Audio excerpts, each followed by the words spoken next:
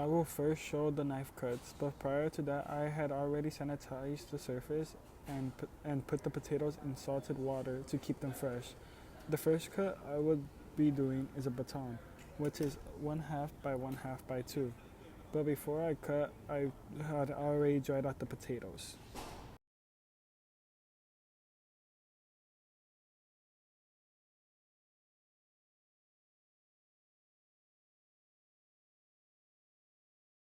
This is how they look. The next cut I will be demonstrating is a mid dice, which is a 1/2 by 1/2 by 1/2. And also remember we use sharp chef knives because not only does it give clean cuts, but it's also safer than a dull knife, which will just slide around. These how they should look. This is how mid dice should look. My next cut is a julienne, which is a 1/8 by 1/8 by 2 inches. Also, any scraps put into the bowl will be used for salt or broth later to leave little to no waste as possible.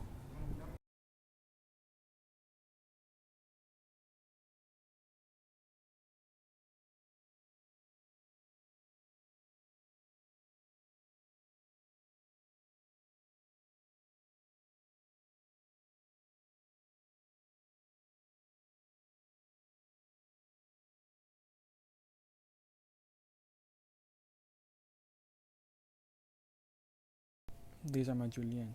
My fourth cut is called a brunoise, which is a 1/8 by 1/8 by 1/8.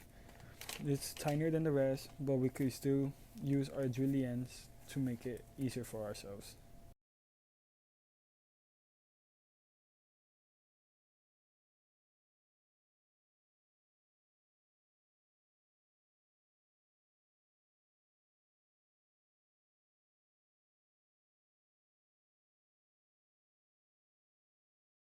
That is my brunoise cut. My fifth and final cut is a large dice, which is 3/4 by 3/4 by 3/4. I will be using another potato. As you can see, I pulled it off from my bucket of salted water. I will now be patting it dry to reduce any slipperage.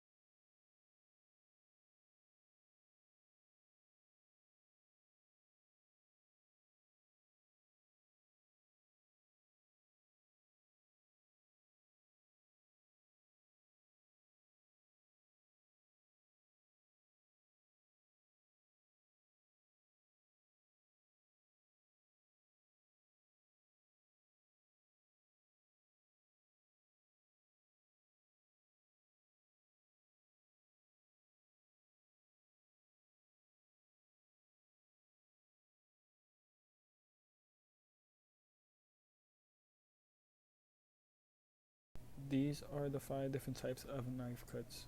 After cleaning my station, I will now demonstrate how to fabricate a chicken. This chicken comes with no giblets and is padded dried prior for this. First, I will start by removing the wings, cutting at the last joint of the wings using a deboning knife. After cutting off the wings, I place it under bags of ice to keep them fresh. Second, I will be cutting the legs, which include the thigh and the drumstick. I'm going to put the legs on ice and save it for later to separate the two.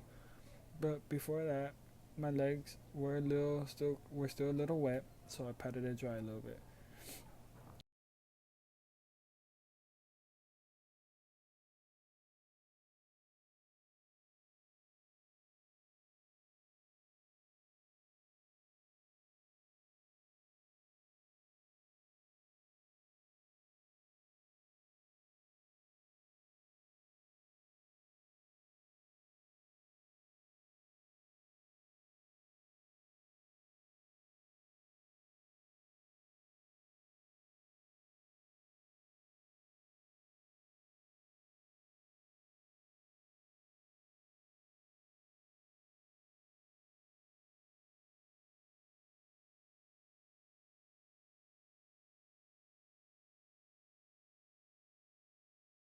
After cutting the legs, the third thing I'll be doing is chicken breast.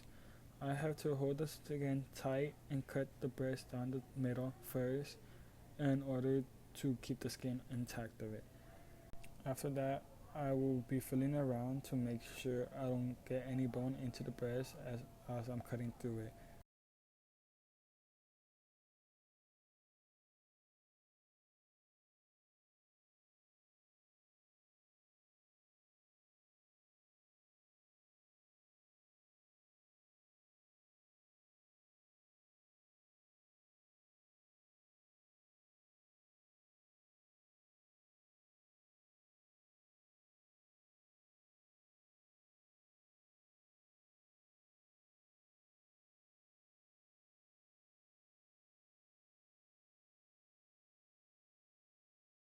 After cutting off both breasts, I would like to remove the tender and put it in a scrap box. And then I will place it under the bags of ice to keep them fresh. After that, I will flip it to its back and remove the backbone from the carcass. While cutting the backbone out, I will be using shears to make the process way more efficient. Also, any scraps put into the scrap box could be later used to make either broth or stock without it going to waste. Now I'll be showing you how to separate the thigh to the drumstick. First, I make a little slit and then I bend the bone a bit to see where the joint is and to separate the two.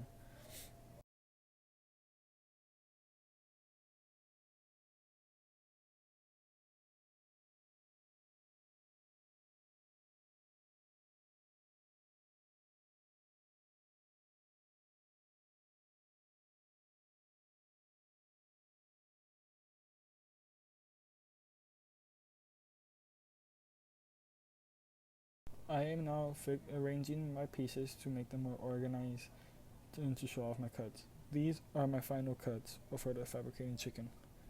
After cleaning the station, I will now be cooking the chicken breast. I had already patted, dried the breast, and seasoned with salt and pepper. We would like to lay the breast away from us, skin side down, to make it safe for ourselves. After 3 minutes, we will flip it to the other side and keep it on medium heat for another 3 minutes and switching out our tongs.